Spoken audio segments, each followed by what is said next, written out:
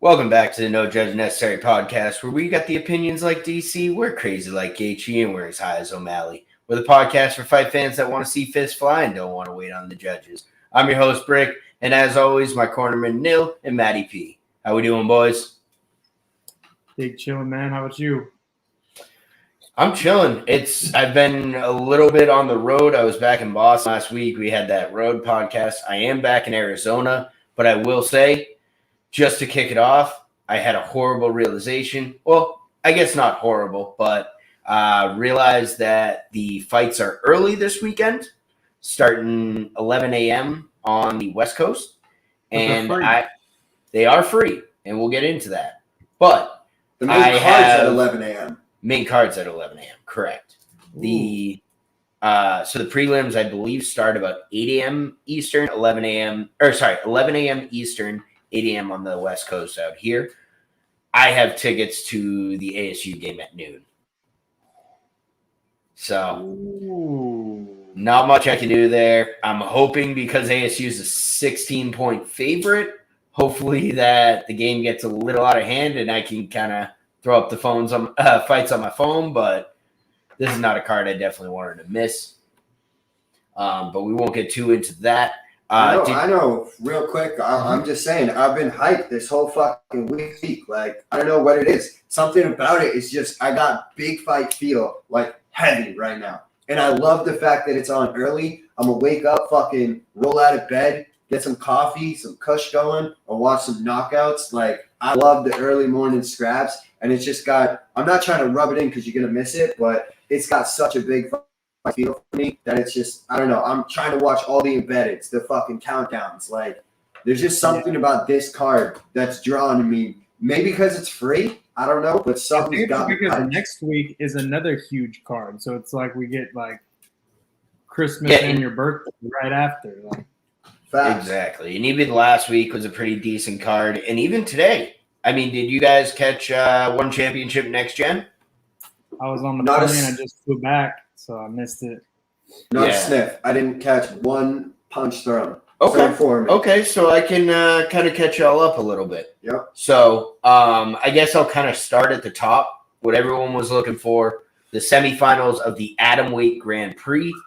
These two fighters will go on to fight in the finale on December 3rd, and winner will get a title shot at the Atomweight. We had Ritu Phogat taking on Mezaramba, or no, sorry, do I have my fighters mixed up? Yeah, sorry. Ritu Phogat took on Jeneline Olsum.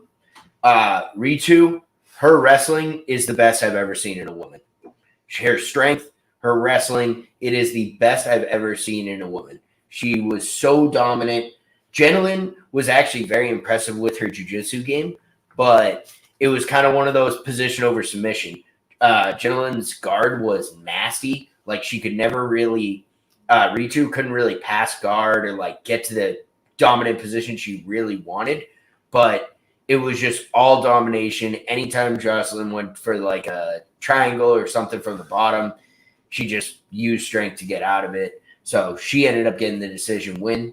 And then Stan Fairtex did get the win over Julian Mezaraba. Her kicks and her range were elite. She just never let Julie get going, and it was just sort of a dominant performance. Like, it was one of those, Stamp was on her rhythm, using her kicks, and just dominated. So it's going to be interesting to see with what the wrestling versus the Muay Thai, what kind of that matchup does. But I'm very excited for that finale. Other kind of notables, the new guy, Iraj Azipur. He fought Anderson Silva in a kickboxing bout. This dude, not the Anderson Silva you're thinking of, though. Like, different. A different. I saw the name, like, Anderson Silva really changed. Yeah, it's the meme you saw. It's a different Anderson Silva. He fights at heavyweight, and yeah, he's a completely different dude, but has the same name. It's a trip. Exactly, but it was nasty. Iraj put him down in the first round with a head kick. This dude is a unit, like 265er, but he just throws effortless head kicks. It was a kickboxing matchup? It was a kickboxing matchup. So Iraj Azapor out of Iran, next new kickboxer on the heavyweight scene. We're in a ton of other big. Jeremy Miato knocked out Mao Li Tao for a second time. This one was a TKO, and it was kind of weird where he was really getting everything going, and then it seemed like Li Tao was looking for a way out of the fight. He was calling for eye pokes. He was calling for back of the head shots and stuff. And what pretty much ended the fight is Miato threw a jab, and he was like, "Oh, eye poke," and you can clearly hear the ref go, "No, that's a punch. Fight." And Miato just absolutely put it on him after that. TKO ref called it in the second round. Damn. So that was pretty much everything. Kirill Grishenko got a decision against Dustin Johnson, but Dustin Johnson is a tough son of a bitch. It was his his one championship debut coming out of Canada. He's only had 6 professional fights, and this dude took some of the hardest shots I've ever seen and kept coming. And it was one of those, like, just ran out of time. Like, got dominated in the first 2 rounds, but then looked good in the third. So I'm interested to see what his career brings. I'm excited to see that Stan Fairtex and Ritu Phogat are going to fight. Ritu Phogat, sort of a pioneer for Indian MMA, and women especially, just is one of the biggest stars that one has. And then she's going to take on the OG star, probably the first ever, in Stan Fairtex, legend in the Muay Thai and kickboxing realm, and now it's coming over to MMA. And she's had some wins by submission, so she's pretty impressive on the ground as well. And I think we're starting to see her figure out the range of MMA. And like you were saying, if she controlled the range against someone who wanted to get it to the ground, she's understanding the sport more. It's not just stand in the pocket and trade and bang. Definitely. So I think that's going to create such an interesting fight. And another side factor is what I like about one, the winner of this Atomweight Grand Prix will fight the champion. They will get a belt for winning the Grand Prix, but it will be silver. And when they walk into that one fight to fight the actual champion for the gold, they will have the gold, and the Grand Prix winner will have the silver, which is kind of, we'll get into it later with the interim belt, but I kind of think that that should not be gold. Yeah. I've always thought that the interim belt should be silver. different, but I'm very interested in that. It's crazy because Stan Fairtex has been one of the best fighters in one championship. I don't know if she'll be the first. I know she'll be the first woman, if she ends up getting the atomweight title, to have a title in Muay Thai, kickboxing, and MMA. I'm pretty sure she already did.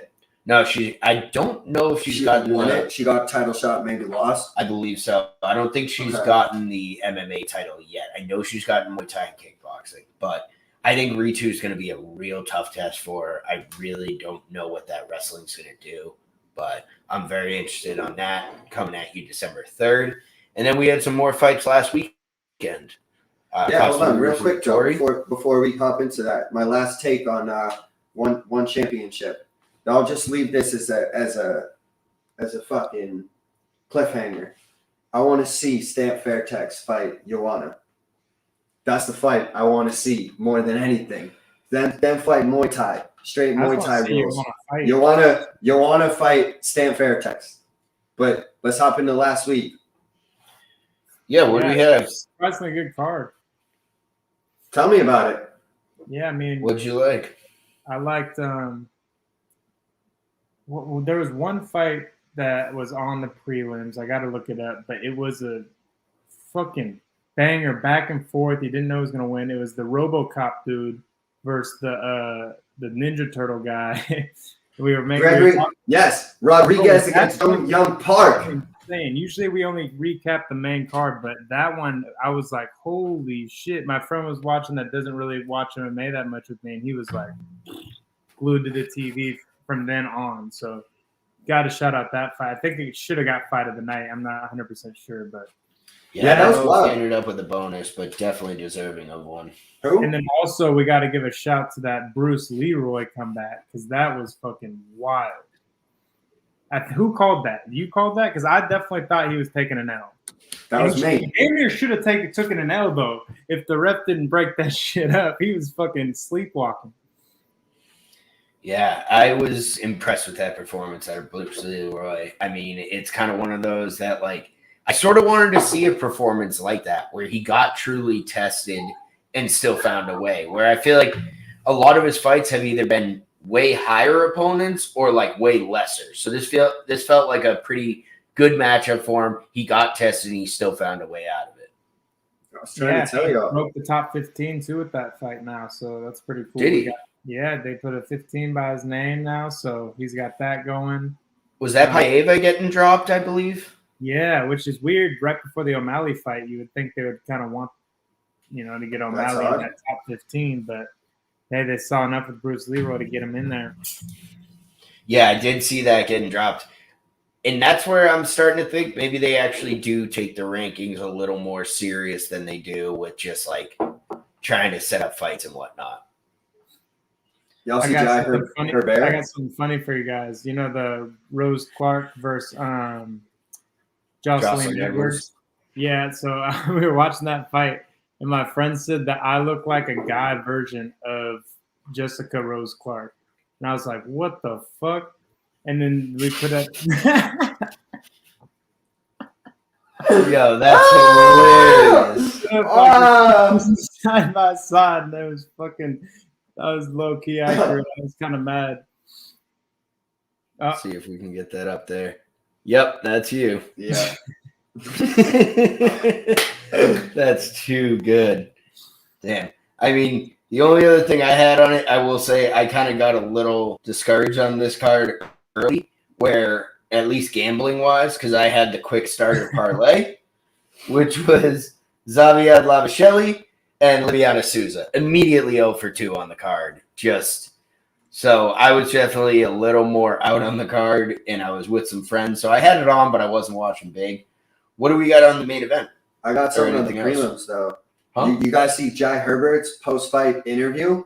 He knocks out Kama Worthy, and someone's like, walk us through, like, what happened. And he's just like, all that, all this, and that, some of this, some of that. Like, he's like, dude, it was the trippiest thing ever. He's just lighting up Kama Worthy with punches, and he's like, all that, all this, all that, all that, some of this, some of that. Like, it was the dumbest thing I ever seen, bro.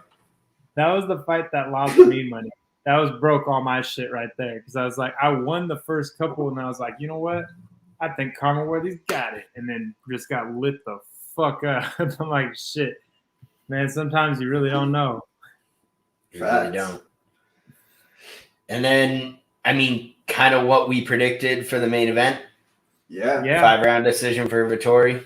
I mean, but Costa looked fucking good toward the end. After the first round where he's like, I'm like, oh shit, this is gonna get over soon. Like, and then he just pulled through, looked actually pretty good. It ended better than Vettori, surprisingly. So, where do you think he should go back or go to light heavyweight or stick to? He should stay at 205. And honestly, I think his cardio's a hoax. He just looks gassed. But he's going to throw 20 punches around that have more power than anyone in the sport. And that's going to make a difference. He still has just enough. Yeah, the body kicks were adding up. And just when you thought, oh, he's gassed, he comes through with the combo that's like, nope, he's still here. So I think it's a little bit of a mind game. And maybe I think Vettori was right that this pussy wanted to fight at 205 the whole time. He just said, like, he just fucked around and tried to make it a mind game so it throw me off my game, but it didn't work. Right. I mean, I think Dana said it that he can't go back to 85. Like, yeah, but then his trainer said he has to or something. No, but Dana said he has to fight at 205. So I don't know if that's just his next fight or two.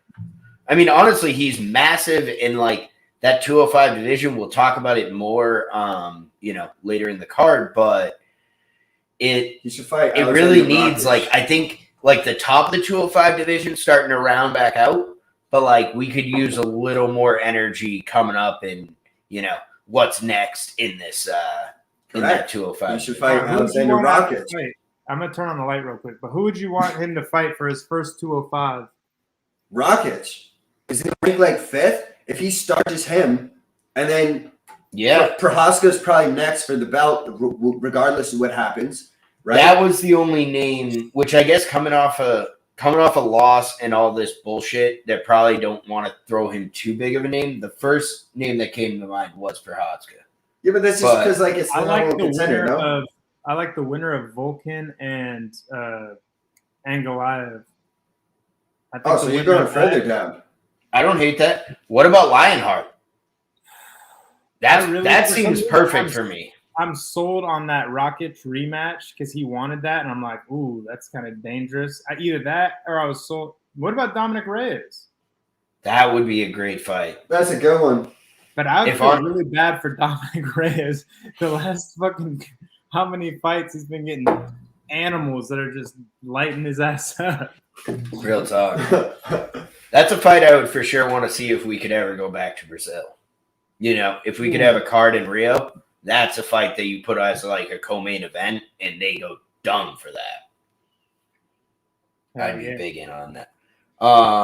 Anything else? I mean, does Vettori immediately get the title shot now, or No. is it going to be? Nah, it's Robert Whittaker, dude. He just Okay, lost. sorry. I meant I think he should fight the winner of Brunson and Cannonier, but whoever gets that's going to want the title next. that was kind of okay. So that was more my question. If Brunson wins, he should damn near get the shot after Whittaker. But if Cannonier wins, I like Cannonier versus Vettori. One more for both. That was kind of more what I was asking. Obviously, Robert Whittaker, but I was more saying, are we going to see Vettori fight again, or do you just try to wait on a title shot? No, he has to fight again. He's You got lost to the current champ twice. You have to fight again. This isn't Colby Covington. I lost to you once. I'm not this guy. I'm back. Yeah. No. It ain't none of that. You lost twice already. So you've already dropped. Yeah, you've already dropped way down in the rankings. Like, Yeah. No, I whether agree. you want to admit it or not. And as much as we want to say this fight went according to plan, it kind of didn't too. Like, Vettori lit him up with jabs and 8 body kicks and like volume. I thought he's gonna have to drag him to the mat, and like he kind of did, but he kind of didn't. And it was like, I don't know, it's just interesting. Maybe Vittori's more well-rounded than I anticipated. I feel like it's hard to drag a big old guy like Costa to the ground, but especially when he's got an extra 20 pounds. Yeah, Right. minimum. Yeah, it's not easy to get in a wrestling match with someone who's significantly bigger than you. No, but I was wrong on Vettori. I thought he was just going to be one of these flash in the pan, kind of like, oh, Europeaner, you know, he got like 5 or 6 fights right to the belt, like, here we go, and then he's nothing, but he's game as fuck. So, got to shout that out. It just shows how really good Izzy and Whittaker. They're just like Facts. Max and Volk. They're just that much ahead of the division. Yep. Completely agree, and that's where I do kind of like the idea of a Cannonier and Brunson fighting them before he gets a shot, where it's kind of like you said, they're in a class of their own, and if you want to be in that class, you got to earn it. I'll say one last thing. Blonde Brunson is like LeVar Ball. Never lost. Never lost. All right, some MMA news. We got some announcements. Oh, dude. Giga Chikadze versus Calvin Cater. Let's go. Let's go. How did we not even think of that fight? Like, that never crossed my mind, and it's so perfect.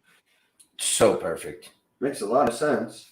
Yeah. Also, we had some other stuff. Oh, wait, keep going, though. Keep going on that. Oh, no, I was just going to say, because it was such a perfect spot, because, like, looking ahead, nothing made sense. In the rankings, looking ahead for Cater, nothing made sense. But he was too good of a fighter to just be like, throw him someone like the 10th ranked guy or something. So Giga coming on, wicked hot. And like, I think Cater's the perfect guy to give Giga that fucking beating that I've been wanting him to get. To shut his goddamn mouth. Like, you know what? All these decisions. Yeah, no, it's going to be a fucking war. But you know what? All these Giga, like, it's all decisions. You're still fighting on, like, lower-ranked guys, and you're talking like you're, like, the fucking next great coming. So, let's see it. He might be. Maybe. We'll see. But if you're not knocking dudes out, you're not finding a way to finish. Yeah, you're putting incredible volume. You're definitely a very skilled fighter. But there's levels to this shit. No, he beat Barbosa. He fucked Barbosa pretty bad. Yeah. And I mean, impressive. All I know is when this fight was announced, my boy Mo sent me a DM of the fight and said Giga by second round KO. I was like, damn, it's like that. And he's like, yeah, my Cater's from Methuen, like Mass. Like, you're not gonna rep the guy. And he's like, nah, it's Giga. So I don't know. I don't know. Cater's got way too much of a chin. I'm kind of a Giga hater. I don't know why, but I have to pick a couple guys in each division where I don't go for them, and it's not as fun. Obviously, I respect all of them. They're all fucking goons, but yeah, Giga's one of the guys I kind of go against for fun. I think it was kind of the same thing. I'm on the same train as you. I just don't really fuck with Giga. I think partially it is like the decisions and not as exciting of finishes, at least early in the career. And like you said, I looked at the division and I'm like, well, I mean, I love Volk. I love Cater. I like 50K. I like Bryce Mitchell. Like, I can't like the whole fucking top That's 10. What I'm saying. I can't like everybody. I got to pick some people. God damn it. I agree. Any other news, P? Oh, yeah. So, I mean, I don't know if you guys watched Fedor get that knockout over Tim Johnson in Moscow. That was pretty awesome, pretty historical, because I think he may be done. So it was a cool way to end it in Russia for him. I hope that's it, honestly. Yeah. I really do. And I mean, he already had a legendary-ass career. Just that icing on the cake right there. Right. And the one thing I will say about Fedor, I'm so happy he did get that moment in Moscow. That's a great thing. He deserves that.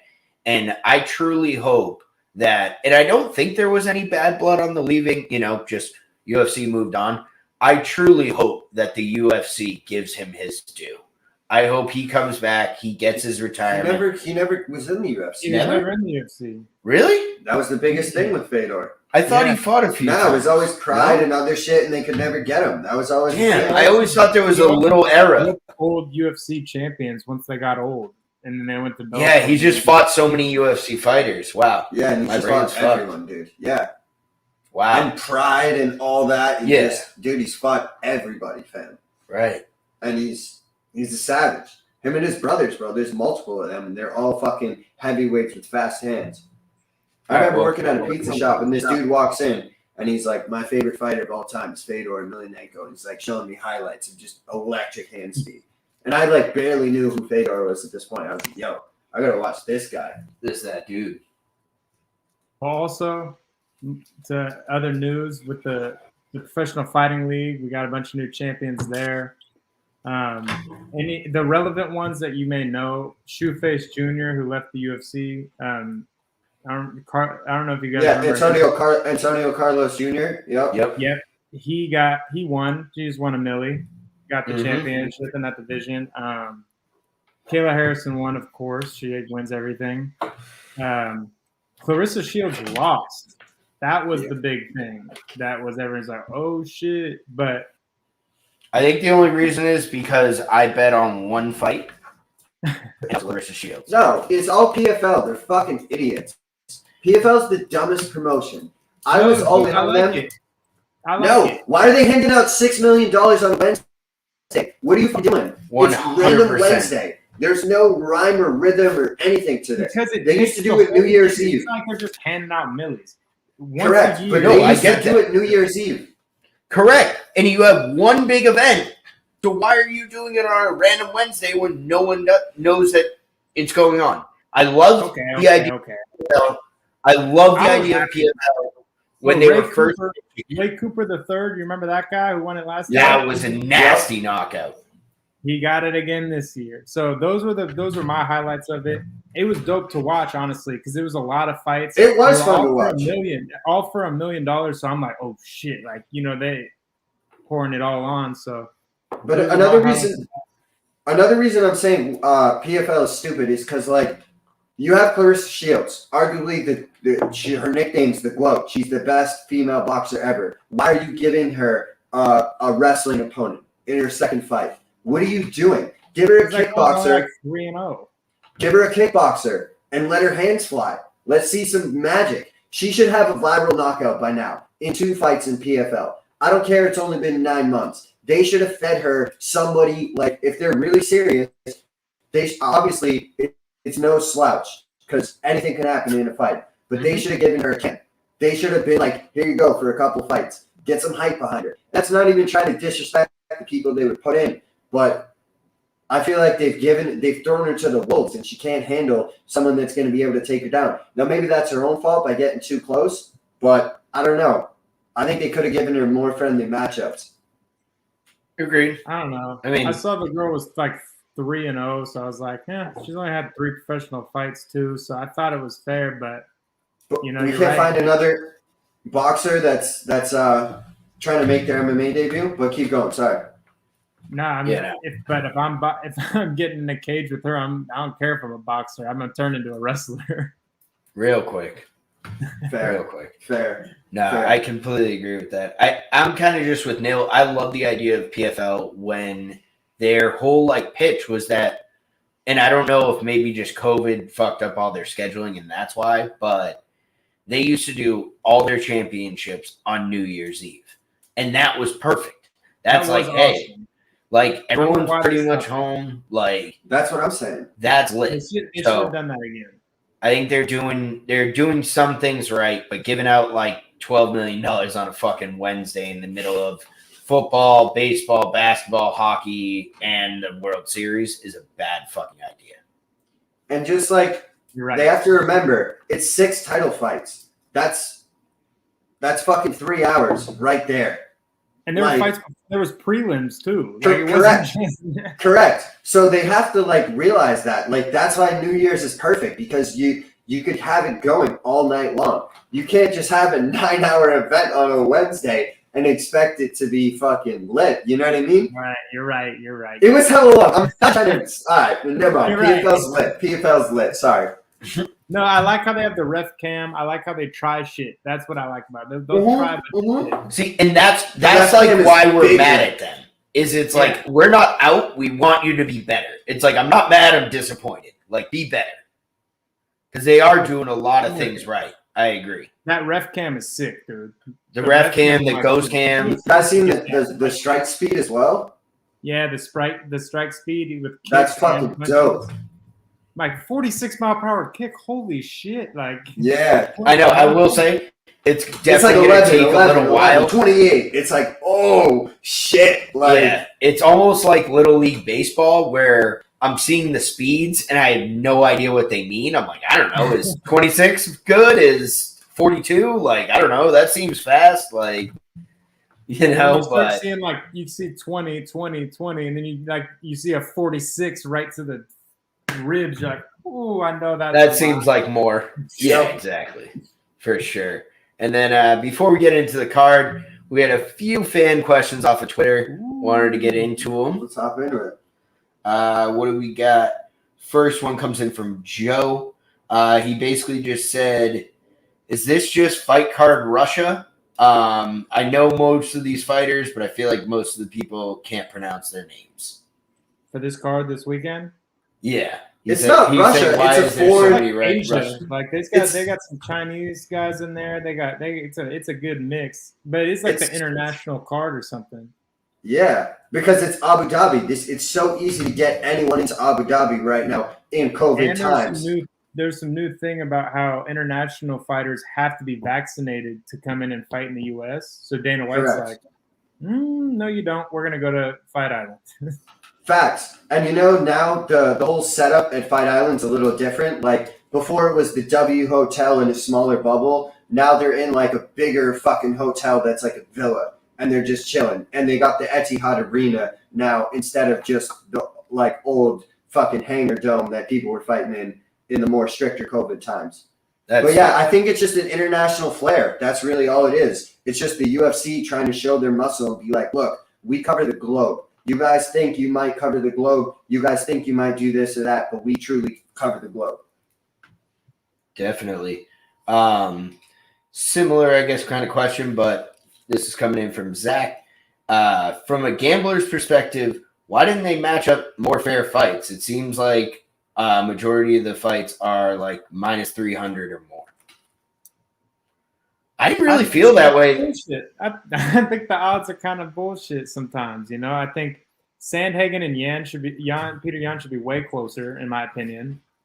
Glover and Blachowicz should be way closer, in my opinion. I can see the Makhachev being a big favorite, but not by minus 700. Dan Hooker's a goon. I think it maybe minus 350 would be accurate, but yeah, I see why they would say that. But if you look at the rankings, I feel like they're all very close in the rankings. So that was kind of my thing. I haven't really looked at the odds too deep.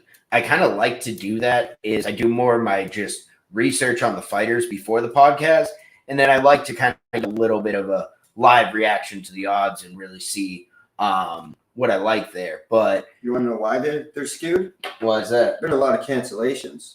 This is true. And Yeah, so there's when a you lot of get- fill-in fights. Yeah, when you last get minute people on fights. 3 weeks' notice, it's going to change the odds. Now, do I agree that they're this drastic? No. I think a lot of fights should be a lot closer. Like, I get it. The guy's probably going to win, but it's a fight. Anything can happen, and it's kind of crazy. it's A like, lot of money is going to be lost or made on this card. and I could see Dan Hooker throwing a knee up. Bro, he's got nasty knees. But we're all big Dan Hooker fans here, so Yeah, we'll get more into that. Yeah. Last question I got coming in from Tim. He's like, this seems like a sneaky dope card. Why is it a numbered card but also free? So I was hearing Dana try to explain it as like this is just how the schedule lined up. Now I don't know what that means though. I really don't. I don't really get it. Maybe this is a way of like trying to pay thanks to Abu Dhabi for the times they hosted, so they'll have like a free card that'll just hopefully get mad eyeballs, and everyone will want to go to Abu Dhabi in a fucked up way. I was just don't gonna know. say I didn't actually think of this until you just said that. But could it be a theory of Dana's been talking about all week how they have a big announcement and something that they're working out with Abu Dhabi right now? Could it be a theory that they were going to put on a pay-per-view worthy card for free so that the numbers on this card look as good as possible for whatever business proposal they're trying to finish off with Abu Dhabi? Like, we got 1.3 million people to watch this. You know what I mean? Like, maybe that's something where they're trying to put their best foot forward so they can finish off whatever deal, which our theory in that, me and Nils work in theory, I don't know if they'll be able to pull it off next year, but No, it's International Fight Week, 2023. right? 2023 International Fight Week live from Abu Dhabi, sold out arena, 40,000 fans. that sounds awesome. I want to go. Facts. That's what I'm saying. That's what I'm I trying to said. be there. It's going to be Yas Island. There's going to be the whole UFC experience. They're probably going to open a PI up in fucking Yas Island. Real There's talk. no splits going on over there. I'll tell you that. I don't care. Yeah. Somebody about get put in a split in these fights, though. Real talk. Yeah, I mean, I don't know why they do it for free. I don't, not personally. I'm not gonna complain or ask any questions. I'm just gonna. It's also like watch. they're big money ESPN now. Maybe ESPN's like, dude, we want people to watch this sport. Let's put on a free one. Dana's not going to say no. They pay him $7 billion a year to be on ESPN or whatever it is. Like, Right. or they signed a $7 billion deal at the jump for like the Yeah, year and that's or whatever. where, I mean, So it's like sometimes the big boss might just come through and be like, hey, we need a free one. All right. yeah, and honestly, I've been kind of thinking about that where, especially with how big and kind of mainstream the sport is getting, I think if they cut down the number of pay-per-views, absolutely stacked those pay-per-views, and then gave out more decent free cards like this one, their sport would grow exponentially. If you only had about 4, maybe 6 pay-per-views a year, you're going to get us 3 to buy every single one of them. And casual fans will buy most of those because, like, a lot of casual fans will maybe buy 1 or 2 a year. I think if you stack the cards and really got it to it, you could push those guys to 4, maybe 5 cards a year that would normally buy 1 or 2. And even the most diehard fans, a lot of them still only buy maybe 7 or 8 out of the 12. You know what I mean? So I think if they can cut it down, and then you're giving more free good content, which is just going to grow your sport, especially in the social media type era and the era of streaming. Don't argue with that. I don't know, just don't that hard. All right, let's get into it. Some It's pre-fight funny. diaries. UFC 267. First fight, who we got? We got Tagir Ulanbekov out of Russia taking on Allan Nascimento out of Brazil. Ulanbekov 12-1, Nascimento 18-5. This in the flyweight division. First fight. Love that it's flyweight's first fight. It's just instant energy at all times. Cardio for days, but I don't really know how this is going to play out. Yeah, I want to. Oh, go ahead. I was going to say, I want to lean the Russian but it's just kind of tough because I don't know much about Tagir yet. And it just seems like anytime Allan Nascimento fights anyone that truly belongs in the UFC, he loses. But he's beaten a lot of riffraff at the bottom of the UFC. So I don't know where Tagir falls into that.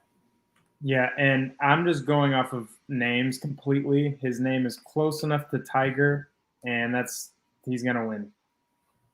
Yeah, he's going to smash him, dude. He's from Dagestan. 12-1. He's probably got Khabib in his corner. He's going to smash this guy, dude. I mean, if that's going to be the opinion, this is going to be a short podcast. If we're going off just Russian names and who can smash. Yes and no. But, dude, come on. 12-1 against 18-5 on the first fight. He's going to smash this guy. Nah, it should be a smashing. Like, let's see Nascimento's recent run of form. Oh, yeah. He's getting big smashed. Big smashed. Oh, yeah. Like I said, anyone, half legitimate, he loses to. He lost to Julian Paiva. He's not a very good fighter. And Tagir's coming in at minus 360, kicking off those big spreads that I believe it was Joe in the comments was talking about. Oh, yeah, there is a lot of those. Next fight, we're going into the middleweight division. We got Yaozang 3-2 out of China, taking on Andre Petroski, 6-1 out of USA. This is an interesting fight. I don't know much about the guy from China, but Petroski over here.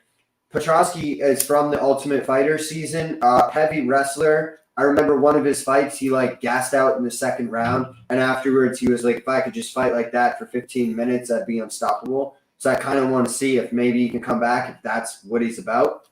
But I don't got much on who over here. Who? Yeah, who is 3-2, and that's not a proven enough thing for me. So I'm going with Petroski. Let's hope you can get your cardio up, and then we'll see. It's not a great look for who. He's lost his first 2 UFC fights, but weirdly, what? I'm just so this far can't be out right, fam. on what's that? This can't be right. He lost the heavyweights. No, he didn't. What the hell? Wait. Bro, Rashad Coulter and Cyril Asker, these are heavyweights, fam. Tai Tuivasa knocked both of these guys out. Well, he does fight out of Tiger Muay Thai. What in the hell? Yeah, Cyril Asker's definitely a heavyweight. What the hell is so this is his correct. So this is his first middleweight fight, and maybe that's why he's getting it. He also hasn't fought since 2018 professionally. I don't like any of this for who. No. No. None of this math is adding up. That's why I'm taking who. I'm getting plus money on him. He's fighting out of Tiger Muay Thai. They've been hiding him in a cage for 3 years, starving him, cutting him down to a 185 killing machine. And to be perfectly honest, I am so far out on Andre Petroski because he just smells like that one fighter, every single Ultimate Fighter, that they kind of try to gas up as this is the guy. He's the favorite in the house and everything. He's the sickest wrestler. He's all this fucking shit. And then those guys suck. The quiet guys who go about their business, do the damn thing, and win the damn thing are the guys who are actually legitimate. This guy was just, he's supposed to be the best wrestler, and he got caught, blah, blah, blah, blah. Fuck out of here, dude. I'm taking who. Give me the plus money. Who is coming in at plus 188? Petroski minus 240. Give me that plus money. I'm out. Next fight. Next fight, We got Makwan Amirkhani, 16-6 out of Finland, taking on Lerone Murphy, 10-1 out of England in the featherweight division. Fellas, opening belt thoughts? This fight makes this card absolutely stacked. It's far too early in the morning for this much of a banger to be happening. I think this should be a co-main. Money on this fight right here, guaranteed. Whoever I pick is going to be a loss because I lean Amirkhani because I'm like, ooh, flashy. But then this Murphy dude, I forgot about him, and he's actually solid. He beat. I'm big on Lerone Murphy. He knocked Ricardo Ramos out, and that's where I'm like, oh shit, I don't know what to do. I'm just damn near thinking, I was maybe this is the distance. Oh my god! Let me see if I can get that on camera for the listeners. Oh my god! What are we doing, blood? Jesus. Yeah, I mean, my head's fucked on this fight because I initially was leaning Lerone Murphy. I saw that he was a minus 335 favorite. What? That scared me. And then we pulled up Makwan Amirkhani's Tapology page, and tell me what do you think of this? Oh yeah, he's got all the bitches. Yeah, no, that's the yeah, Mr. Finland, bro. Mr. Finland. So I have no idea where I'm at on this. I think if you're gonna bet it, you almost have to take Amirkhani, right? Like, I would say it doesn't go the distance. That's the only thing I can think that's like kind of safe, maybe. Not to go the distance, minus 134 on the Barstool Sportsbook. I think you take Lerone Murphy by knockout.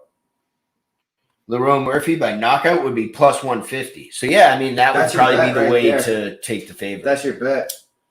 I don't hate that. Because I feel like Amirkhani, if anything, is going to try to use some jiu-jitsu on the ground and like make it dirty. If Murphy can just keep his range, and he's very good at being southpaw, orthodox, or whatever, flipping his stances. Right. And so if you can do that on Amirkhani, second round, I could easily see him slip, counter, wham.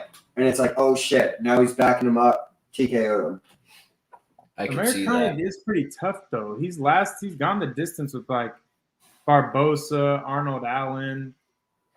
That's kind of the thing is it's like, I don't know if Lerone can immediately put him out, and then what's it going to look like in like the back half of this fight. Anything I bet on this fight, I'm losing. That's all I know. That's a fact. I'm losing. I feel that. It's going to be an accumulation of damage by Murphy, if anything. Second or third round, late, like stoppage. Right. I might just take your bet just because it won't be my own original thought. Usually you're right when I'm wrong, so. Fair. Next fight, we got a mouthful of a couple names. Yeah, we're getting in the light heavyweight division. We got Michal Oleksiejczuk, 15-4 out of Poland, taking on Shamil Gamzatov, 14-0 out of Russia. I just wanted to give a little clap on those pronunciations. Congrats. Well done. This one, how these guys are. This one's going to absolutely buck the trend of massive favorites. Shamil coming in at minus 125 and Michal coming in at plus 102. So ask your dog. My dog's licking its balls right now, so we can't ask him right now. But my dog just asked me, who the hell are those guys?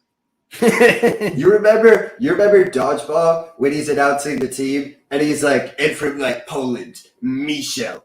That's who I think of with this guy. That's literally who I think of. It's like, this guy's Michal from do we know, Dodgeball. Is he, I know he's also Polish. Is he been training with the, like, Marcin and Jan crew? That's a factor. If he has been, I might take him. I'm not seeing it. Miroslav Oshinsky, so is that I love also how they always Jan's give him coaches? other names that are hard to pronounce, too.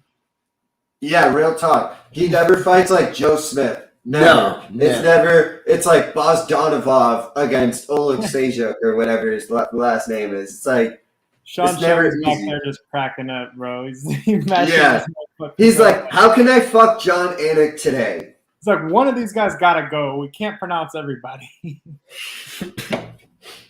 Far too many syllables and Z's. Let's go. But Are y'all making a pick? Yeah. I'm going with Michal off of dodgeball just because of that reference. I'm probably going with the undefeated Russian if I have to. Oh, he's Russian? Yeah, Russian undefeated, 14-0. That's kind of where I'm leaning too, but the dodgeball Michal just got me thinking he's gonna put the blindfolds on and just dodge that shit and fucking get after it. He's had one fight on the UFC against Klidzin Abreu, and it was a split decision 2 years ago. Oh, fuck this Russian. He was supposed to fight OSP, got 2 canceled bouts, was supposed to fight Devin Clark. I'm kind of with you on the Michal. And his last fight was a split decision. Oh, damn. In 2019. I mean, granted, COVID year, you can't really blame anyone for anything, but I don't know. He got a split decision against, I don't even know who the hell this guy is. He's fighting out of Chocolate, Russia. That's where you need to be fighting out of if you're an undefeated Russian. He doesn't have a mustache, is all you need to know. You know what? I'm switching up here. I can't go against the undefeated Russian guy. What the hell is wrong with me? All right, next fight. Let's get into it. We got welterweights. We got Elizeu, Zaleski, 22-7 out of Brazil, taking on Benoit, Saint-Denis, 8-0 out of France. This is an interesting fight. I mean, just looking at it on paper, we got 22-7 against 8-0. This kind of makes no sense, but if someone can explain it to me, I'm down to give it a whirl. Yeah, I mean, it's kind of weird. Like, that's a good start. With Zaleski, with how long he's been in the UFC, he's only really had like 2 or 3 like legitimate names that you know. He did beat Sean Strickland and Luigi Venturini back in 2018. And then he lost to Li Jinglian, who we're going to talk about. And then his last fight was against he lost to Muslim Salikov. So I know that. What's that? This Saint-Denis dude, Denise, whatever. 7 of his 8 wins are by submission. I think he may submit this dude. Ooh, nickname, God of War. Strong nickname. 7 of 8 submission? Like, there's got to be something there. I don't know. If you're going to bet on it, you might as well go for the stars. He's the #1 ranked Balkan fighter in the world. Interesting. Does that factor in? I don't know who's making those rankings, but I don't either. I don't hate it. Saint-Denis getting by submission is plus 500 on the Barstool Sportsbook. I think that might be. I think I might ride with you, P. I mean, that's juicy, man. I might put a little sum on that. Yo, he fought in European Beatdown. What a hilarious name for a promotion. That's awesome. And Brave. That's where Gamzatov came from. So. I like Brave fighters. So I'm in on this. A lot of arm triangles, knee bars. So he has a couple different submissions. I like that pick. That's a sharp pick. A couple arm bars. Next fight, who we got? All right, let's get back. Sorry. We got Albert Duraev, 14-3 out of Russia in the 185 division, taking on Roman Kopylov, 8-1, also out of Russia. This is interesting fight. Wasn't Duraev on the Contender Series? I don't know, but his image is black and white on mine, so I'm instantly not liking that. He's got color on Tapology, and he actually has a Mercedes-Benz first round on Tapology. Oh, okay. Why are they putting like profile pictures on Tapology? I don't know. Yeah, I don't know when Tapology turned into Instagram, but it's like MySpace. But apparently, it's only for Eastern European fighters. You from Poland, you from Finland, you from Russia, you can have an Instagram picture. But we're taking Duraev in this fight all day long. Yeah, Duraev's a big favorite. Minus 375. That almost just the odds there makes me almost just be like Russian versus Russian. Give me the plus money, right? Like, or they know. The Russians know. But could they be putting the fix in? Yes, they usually do. Damn it. But wouldn't you put it on the plus money? so they can make more money. How many of these and guys take all the saps money who are going to see the big favorite? These are all his wins, Brick. How many of these guys look Russian? Kobe Ortiz, Luis Gustavo Dutra, Jose Santos. He hasn't fought very many Russians. No. So I'm kind of leaning Duraev. Yeah, I'm back on This Duraev. is a battle of Russia, and Roman Kopylov has fought like three Russians. No. I mean, and none of those guys sound like bears either. So, and none of them are. And he's not posted next to a Mercedes in an all-black thing with sunglasses on. So, and Duraev's nickname is the Machete. Yeah, this is a big he is going to be in a lot of parlays probably. Next fight, we got Zubaira Tukhugov, 19-5-1 out of Russia, taking on Ricardo Ramos, 15-3 out of Brazil in the featherweight division. I can't lie, fellas. I'm out on this fight. I'm so in on this fight. I couldn't give three shits about this fight. I don't know why. I'm a little excited for this fight because I'm on the theory that Ricardo Ramos actually sucks. He's not a good fighter. Wow. That's kind of my hot take. I think he's overhyped and he's actually trash. And this is a perfect moment against a kind of mid-table type fighter. No disrespect to Tukhugov, but he's not like a highly ranked fighter. So this is a good shut me up or don't because if he loses to Tukhugov, especially in a convincing fashion, I'm fucking right. And if he knocks him out, we'll see. I'll tell you why I'm out on this fight. I think Tukhugov is Khabib's Dylan Dennis. He just rides around and thinks he's the shit and thinks he's the guy, and it's you're not. And I'm just out on this dude. And I couldn't give a fuck. I'm out on him because he ran away from Hakeem Dawodu at the end of that round 3. And he was and Hakeem was like, "Why are you running?" And blah blah blah. So I was leaning Ramos. I thought Ramos was a dog. I know. I've been seeing him fight since I've been watching this fucking thing, and I most of the fights I've seen him in, I thought he was doing all right, but I thought could have potential fight of the prelims, one of the best fights on the prelims. Really? I mean, It definitely could be a scrap, and that's kind of where, like I said, and I'm kind of with Nil. I don't think Tukhugov is nasty or anything, but I think it's a good measuring stick of all right, if Ricardo Ramos actually think he's a 16-3 and gonna be in this rankings 16-3 and 19-6 into it, so right. I don't know. Well, Ramos is only 26 too, so he's been fighting on this thing since he was 21 years old. Is he really that young? Wow. Damn. But Tukhugov coming in at -177, Ramos a +140. So you're getting a little juice there, P, if you want. Yeah, I don't know. I don't know what to bet. I would lean. I guess I'll put a little bit. I'm not throwing in a parlay, though. I'll tell you that. Yeah. I feel it. All right, next fight. We got Amanda Ribas, 10-2 out of Brazil, taking on Virna Jandiroba, 17-2, also out of Brazil in the female 115 division. All right, I'm just going to say who's going to make the joke first. What, that she likes French fries and Oreos on her pizza? The eyes just go like that? I thought it was Rob Schneider. It is Rob Schneider. Yeah. Let's just get all our jokes off. I feel bad, though. I don't like Jandiroba's got some eyes going this way, that way. It's just, it's a sight to behold. At this point, I think she's a good enough fighter that I can make fun of her. It's part of the shtick. It's a WWE thing. Everybody's equal. Yeah. That's actually sexist. If she was a man, you would make fun of her. I said it would be easier. It would be a lot easier. Regardless. It would be a lot easier. But I mean, stop it, dude. I thought this fight might get canceled because she bit the mailman.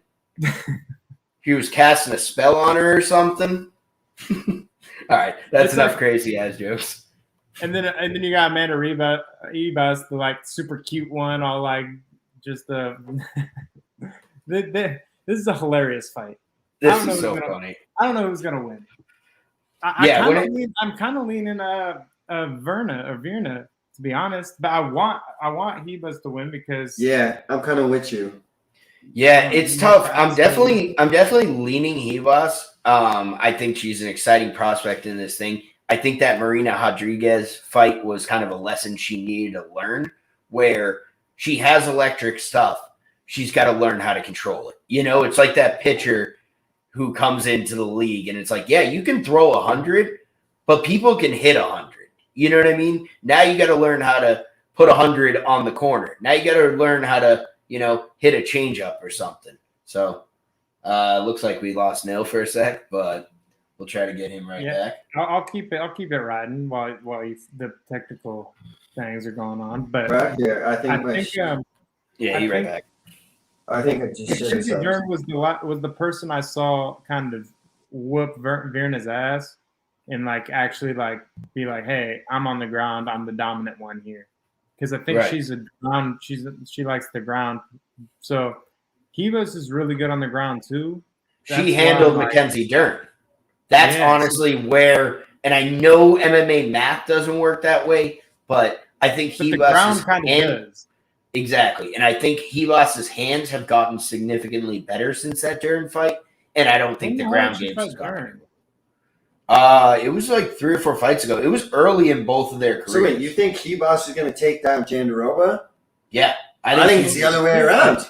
Am I tripping balls? No, I mean, I think Jandiroba is going to try to be like, hey, I'm stronger than you. I'm more physical. I'm just going to bury you into the floor and just control this. That's the only chance I see in Jandiroba winning this fight. Mackenzie Dern under decision in 2019. Yeah, now I'm big on Amanda because I forgot about that. Right. And I am an MMA math. I got my degree in MMA. That shit don't add up, fam. No, trust me, I got my degree in MMA math. So, and I will say the line is perfect in that slight favorite, -162 on Amanda Ribas. I love that line. I thought I was going to be right with Jandiroba. That's crazy though. 17-2 against 10-2, and you telling me 10-2 is -160? That's bananas to me. But hey, here we are. It's a matchup. It's kind of like, I don't know. No, I get that. I guess maybe this matchup, maybe pure strength, but outside of that, what skill is Virna better than Amanda Ribas? True. You know, fair. Unless it's a knockout or something, because she just knocked out somebody that won. Can't think of her name. She just knocked somebody out though. I remember. Jandiroba just knocked out. I got it up here. I was excited. Oh shit! The Kanoka Murata. Yeah. Yeah, it was the Dr. Stoppage. Yeah, she put it on her. So, yeah, that's where it's just like, as a fan outside of a gambler, like, this is an exciting fight where it's like both of these Brazilian fighters. I like to make fun of her, but I do like Virna too. Oh, for sure. And both of these Brazilian fighters kind of came in early, like with, you know, more of a wrestling and ground game, and then their hands have gotten better as they've been in the UFC. So I'm big excited on this one. Next fight. We got Magomed Ankalaev, 15-1 out of Russia, taking on Volkan Oezdemir, 17-5 out of Switzerland in the light heavyweight division. Fellas, what are we thinking? Why did I think that Volkan had about another 15 fights? Is it just because all 22 of his fights have been against like some of the best in the world? Because he got a title shot against DC in like 2014. Yeah, that's why. Like 3 fights, he just like knocked out everybody, and they're like, title shot. Yeah, that's true. I was at that fight, dude. That's how I know it was like that long ago. You know. I got Magomed all day decision. I think Volkan's tough enough to hang in there with him. I don't know. I don't know. It's hard. Bro, Volkan Oezdemir's got some highlight reel KOs of him getting flattened. He folds like a lawn chair. He might fall over in this fight. Ankalaev got heavy hands. And if he lands one, I don't know. Smells like a Ion Kutsalaba kind of fight. Like, just. But here's the thing. I think that Volkan, since he just got slept by Yuri hella bad, he took some time off. I think maybe he'll be a little less Volkaned out of just like, all right, firefight every single time. And Magomed goes the distance sometimes. So I'm like, against people you wouldn't think you would go the distance with. Right. Maybe. Maybe. I don't know. Ankalaev's coming in at minus. I thought he was gonna knock him. I thought he was beating Krylov's ass. I thought he was gonna knock him out. He ended up going the distance. This is another fight that I thought was going to be a little closer on the odds. I definitely thought Ankalaev would be the favorite, but he's a minus 335. He's gonna be in all my parlays probably. Fair. Ankalaev should win this fight. He should. Fair. Next fight. Next fight, we got Jingliang Li, 18-6 out of China, taking on Khamzat Chimaev, 9-0 out of Sweden in the welterweight division. I just want to start by saying I think Chimaev is the best prospect I've seen in the UFC in a long time. Yeah. Like, Izzy status, McGregor when they came in, based on the fact that he took 2 fights in about 10 days' notice. He dismantled both of them with aggression and ground game. And then he came in with Gerald Meerschaert, who was talking all this shit that, like, you're a hype train. And he KO'd him with 1 shot. And it's all about the pressure and the fact that he's got some power in his hands. And he's a monster on the ground. He hasn't even got hit yet. Like, that's kind of the thing correct. with me. He hasn't been tested. And trust me, yeah, he's got. But how many dudes have come in the UFC? You said, but the person who's going to test his chin is going to be Li Jingliang or G. I always have trouble with his last name. Let's just call him Li. I used to say Jingliang. Jingliang. I don't think that's okay. So Jingliang. But yeah, I think this is a great fight to test, and we will know how good Khamzat is after this fight. I really believe that. What I wanted to bring up about this fight was that did y'all catch the presser on this? I don't know if you watched the press conference. I mean, my Mandarin isn't very good. Neither is the translators, but apparently Khamzat's is pretty good. Yeah, so like, Khamzat was just brother. He was like, brother, he did not say that. He's like, he said he was going to eat me, but you said some other shit. So that was kind of weird. It looked like he was saying some dirty shit. He was like pointing at him, doing all this shit, and then the translator was like, he said it will be a great fight. Like, he's just some bullshit, and you're like, Yeah, it's actually something. Yeah, he gave a 3-word response for a 25-minute ramble by Lee. And it's like, I don't know, bro. Like, I'm not the biggest language guy, but I heard about 25 minutes of talking, and you translated with good fight. So yeah. I don't know what's going on. Seriously, and that's one of the things that, especially with me getting more into one championship and being on some of the press conferences and stuff, like, I feel like I've kind of got, like, I don't understand any of the languages, and I do understand there is, yeah, you can sometimes say something longer that translates shorter. I get that. But you can tell when there's a good translator and there's not. And that was clearly trash. I mean, granted, they're in Abu Dhabi, so it could, you know, they may not be working with the A team. They just kind of found some guy in Abu Dhabi. It's like, yeah, I speak Chinese. Don't worry about it. I got you. Like, but that was weird. But I mean, what do you guys at least, Brick? Because obviously Neil's big times out right now. I'm kind of on the fence. I don't know. I'm not going to probably bet much on this. I'm leaning. Gun to my head, I'm taking Khamzat, but the thing I like about Lee in this fight is that I think this is the first opponent, as much as Meerschaert was talking that shit and stuff, I think this is the first opponent that respects him enough, but it also doesn't fear him. Exactly. You know what I mean? So I think that is a bit of a dangerous combination. So everyone just kind of being like, Khamzat's a minus 560 favorite. No, by submission. I think. Oh, sorry. Jing Liang, I don't think he's ever been like. Hey, I've seen him get knocked down, but I think he's got a real solid chin. I think he can get submitted though. He almost got submitted by Jake Matthews, who's also plus 215 actually. I like that. If I'm betting on Khamzat. I actually don't hate that because I'm with you. I think his chin could hold up, and even if he gets knocked out, I think it's more of a wobbled and then to the ground, and then he just snatched the neck or something. I could definitely see that. Yeah. I think Khamzat's going to go straight forward with the pressure right away. I think Lee's going to try to throw big shots to get him to respect him and back off a little, and that's when Khamzat shoots underneath, takes him down, and I think it's a washing. I mean, ground and pound submission. Probably submission, but I think it starts with ground and pound. Yeah. Right. Loosens him up.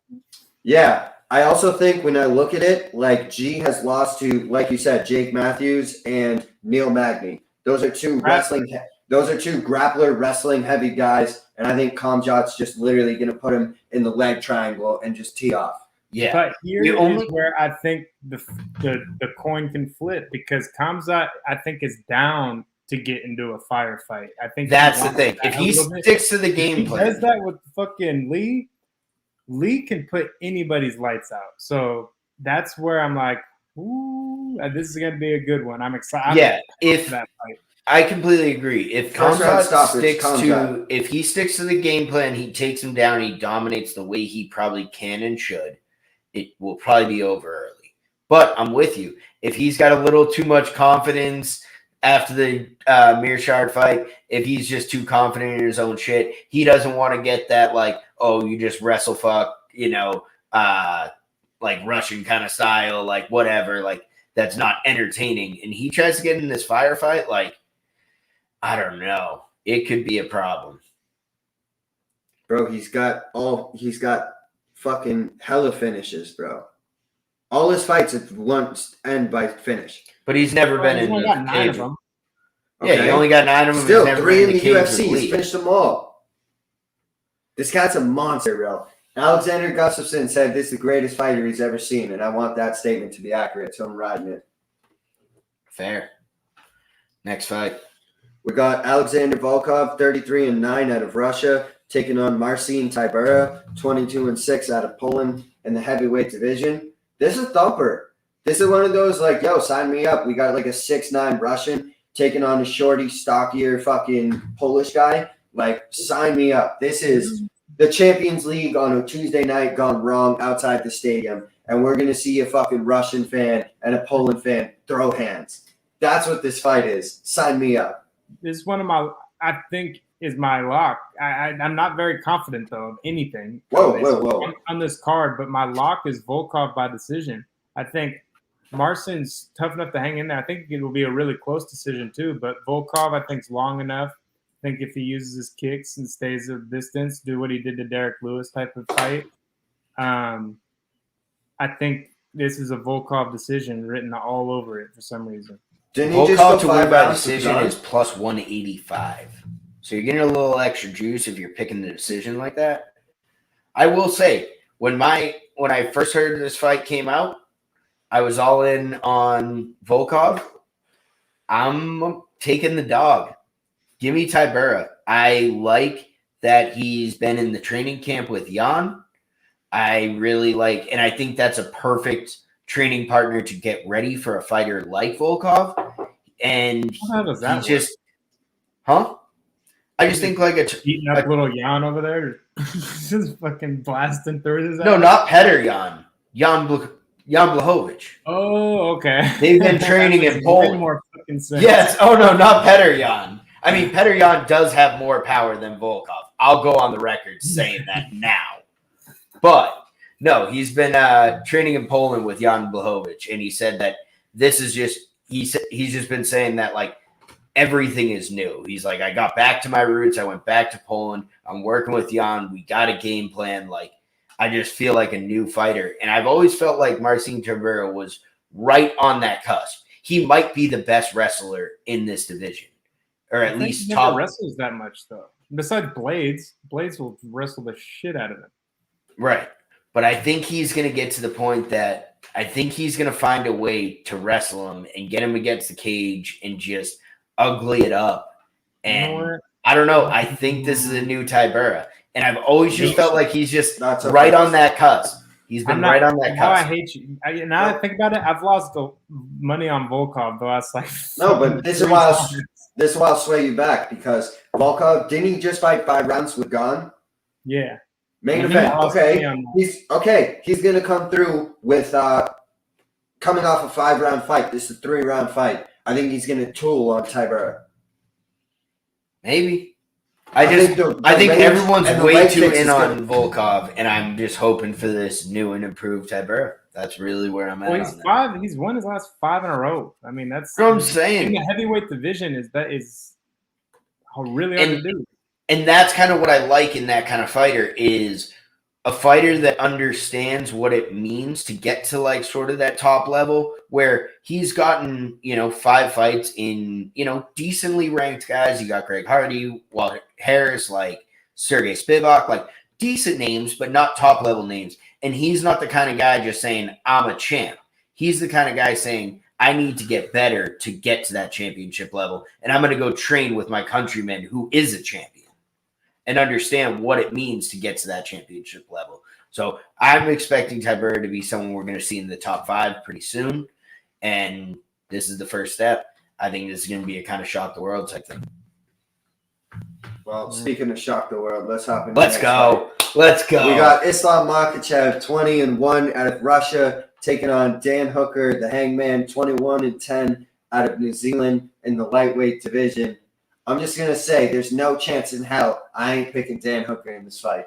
Oh, So, I mean, this is my dog. You already know that. I'm riding with we it. all are literally praying for Dan right now. Like, and it's nothing against Islam. Like, it's just Islam's like the kid in school that just like gets all the A's, like all the good grades every single time.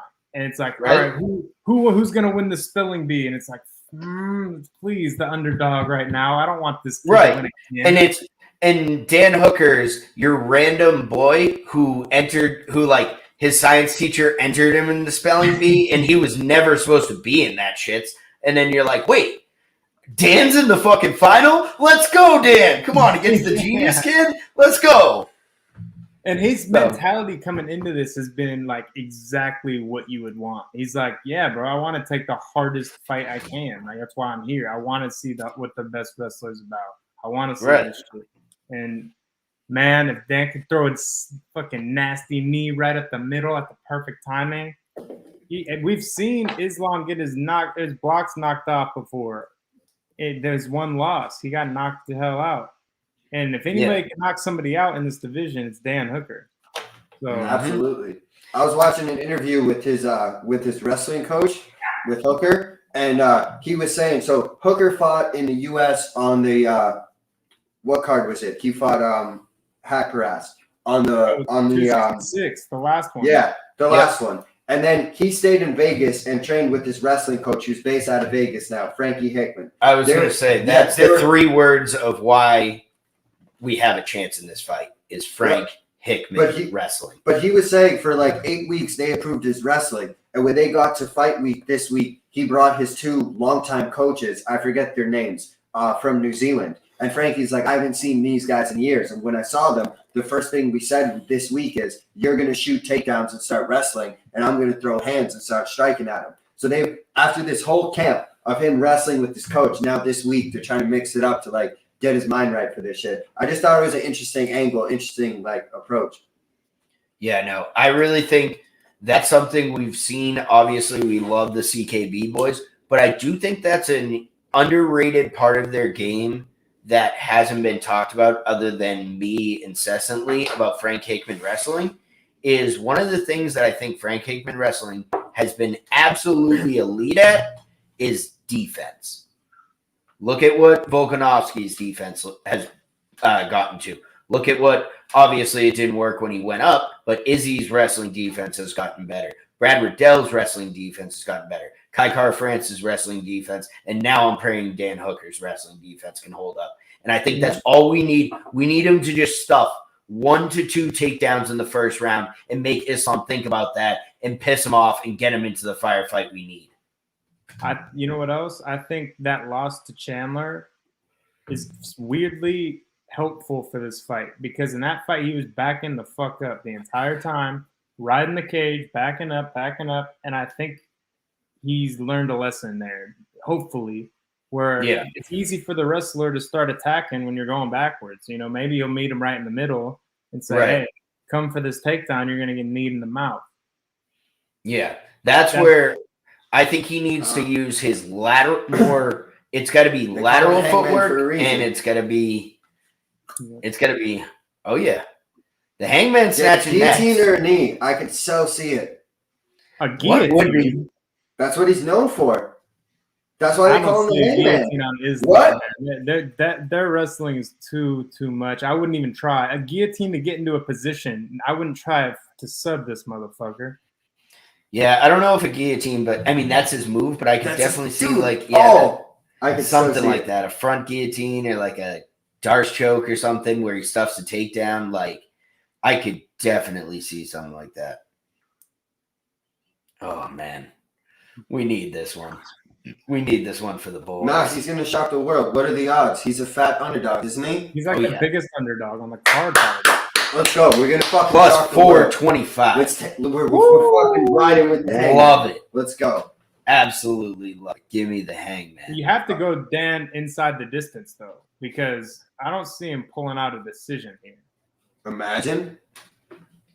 He puts on a wrestling clinic on Islam.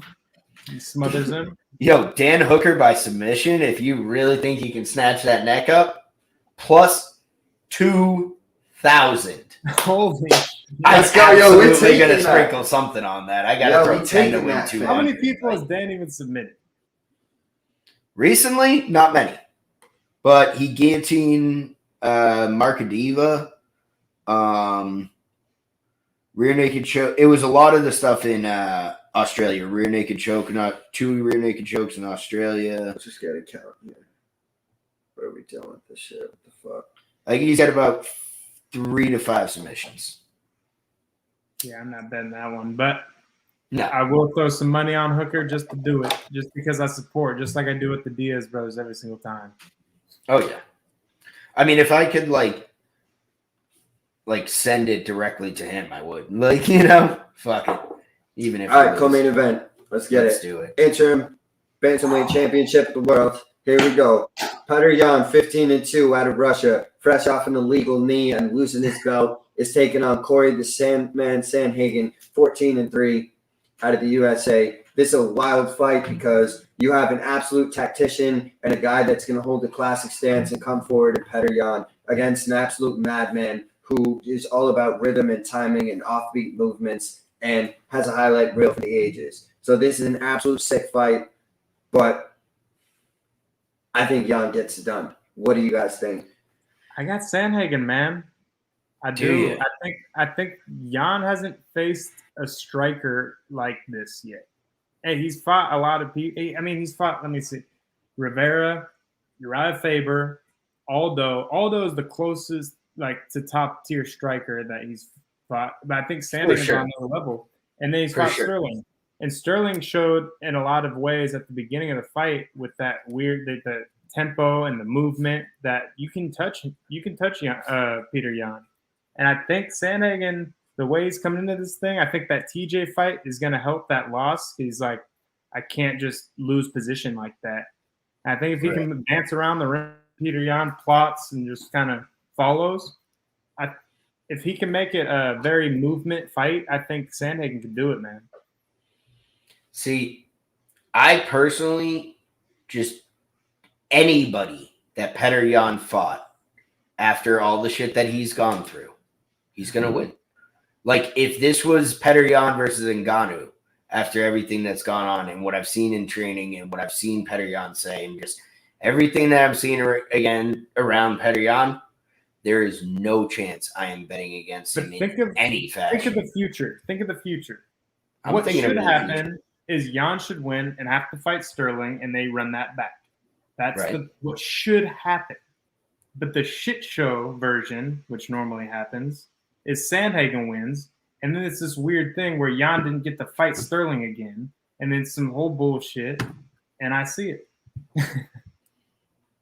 No, please. When fights like this happen and it's like the wild man versus the tactician, I kind of think the tactics is going to pay off. I think he's going to hit him with the clean left hook when Sandhagen's rushing in on some wild shit. Just high guard, wham, and just end the fight. And that's I mean, kind of what I'm obviously, Sandhagen's fought in a lot of powerful people, but when I see Petr Yan fight, the type of power he has, it's not even like that one punch knockout, which obviously he has that, but it's like, it seems like he's just repeatedly hitting you with the baseball bat in all parts of it just seems like a Russian gangster beatdown where it's just like, he's just clubbing you in the legs, the ribs, the everything. And I do think that the thing that scares me is that that's going to make the difference. Yeah, I think if he can find that kicking range, slow him down. it's going to be a problem. But it does scare me that I think Petr Yan's going to be standing there right in front of him, and it will give. It's going to give an opportunity for Sandhagen for sure, and that does scare me. And I think Sandhagen is obsessed with fighting. Like he's like super obsessed, and I think if he learns from what because TJ kind of reminds me of like a not as good Yan. Yeah. And I think if he learns from that and makes the right corrections and really like looks into why he didn't win and accepts that loss, he comes in. He's a nasty motherfucker. I don't know. He really is. Like he's the upset that I think will happen most likely. Yeah, I mean, I'm definitely not counting Cody out of this fight, but it just seems like kind of like you said, Petr Yan's just a better version of Dillashaw, and he's going to do what Dillashaw did to him in a better version with more power. More precision. I don't think he'll wrestle and grapple as much as he should to get the win. I think Petr Yan will stand in front of him more and just be like, I think he's just going to chew him up. I really think. Damn, I love how we're all mixed on this one. Like we're going to see, man.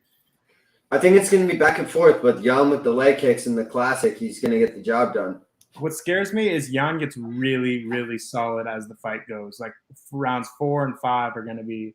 If Sandhagen can get up a lead and get up 3-0 on the rounds, then I'll be like, yeah, no, I don't really see that happening. Like, and maybe this is just my Petr Yan fandom kind of blinding me a little bit, but like, I really see if Sandhagen's going to get it, it's going to be a random flurry of 15 seconds or one head kick out of nowhere. Or a flying knee, like an Or like, yeah, exactly. Some flying knee. Like, I think it's going to be something random in like the second or third round if Cody's going to get it. Like, I don't really see a world where he's going to, I don't think he has quite the footwork to be able to get on his bike enough and strike with volume to pick up those rounds against Yan, because I think he's going to have to choose.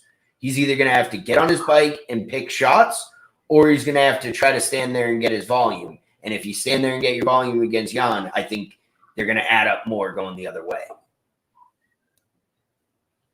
All right. Well, we'll see.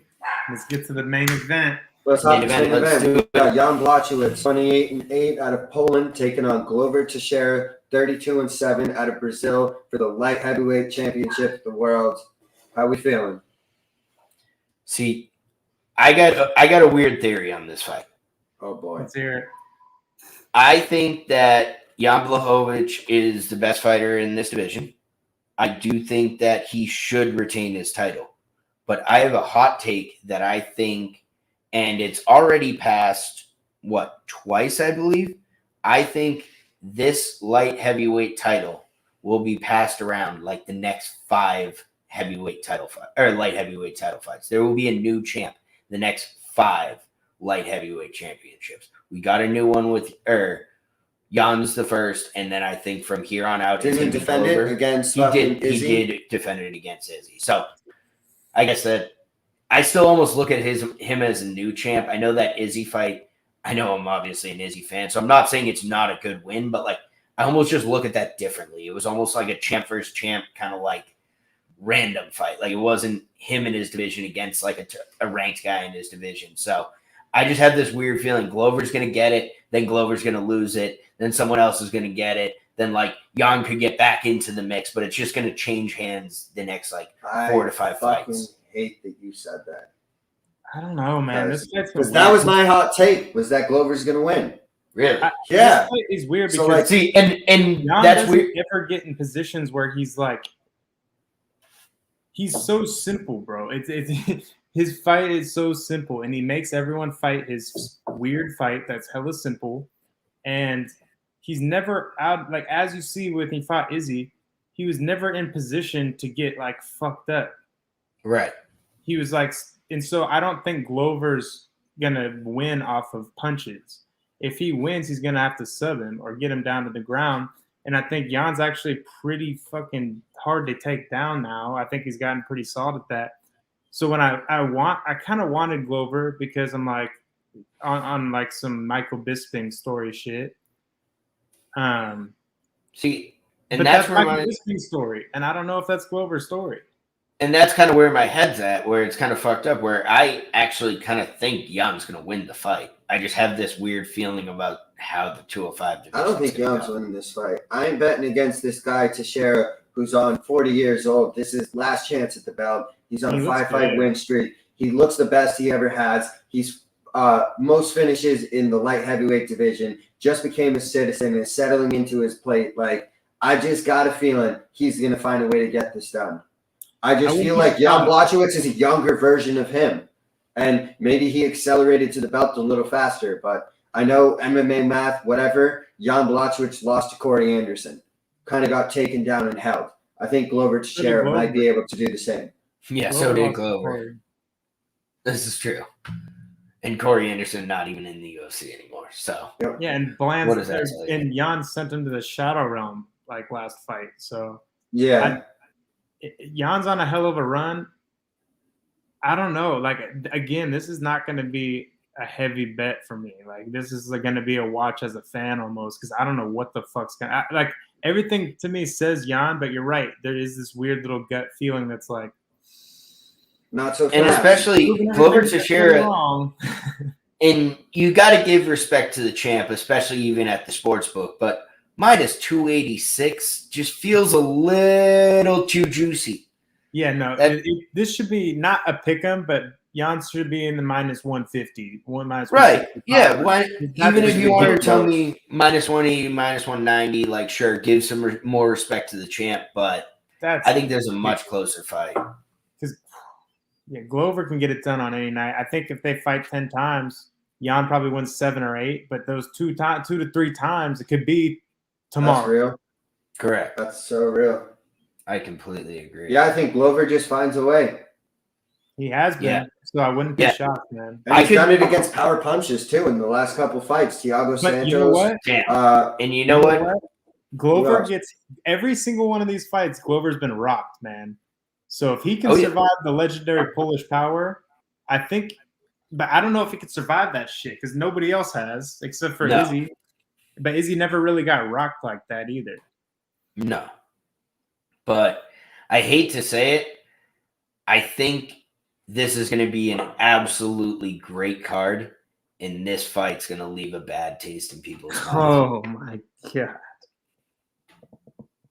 All right, dude. Victory or something? You're done with the takes on this fight because... my takes. Because you were like, yo, the belt's going to change hands like 95 times. You said sour taste. We can't end the pod like that. Javid Basharat, the greatest fucking fighter in Contender Series history from last Tuesday. He absolutely smashed this guy, did whatever the fuck he wanted. So, cool to see that shit. But we're not ending the pod on a negative note of you saying the fight's going to stink, the belt's changing hands, and everyone's going to die. We're not doing that. Anything else? I love Patty the Batty. Patty the Batty going to be a champ. We'll talk about that later. I don't know, Betty. We'll see. Much